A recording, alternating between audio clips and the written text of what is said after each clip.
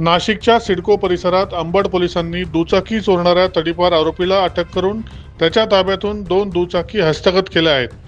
लेखानगर येथील मच्छिंद्र कापसे यांच्या दुचाकी चोरी प्रकरणी अंबड पोलीस ठाण्यात गुन्हा दाखल करण्यात आला होता. गुन्हे शोध पथकाचे पोलीस अंमलदार समाधान शिंदे यांना दुचाकी विक्रीस येणार असल्याची गुप्त माहिती मिळाल्यानंतर पोलिसांनी सापळा रचून अंबादास दांडेकर या संशयिताला अटक केली. चौकशीत त्याने अंबड मुंबई नाका पोलीस ठाण्याच्या हद्दीतून 2 दुचाकी चोरल्याची कबुली दिली.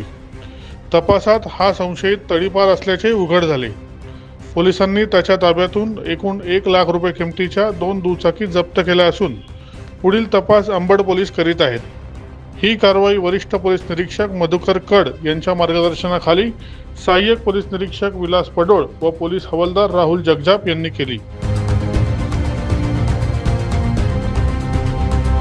दैनिक भ्रमर, नाशिक.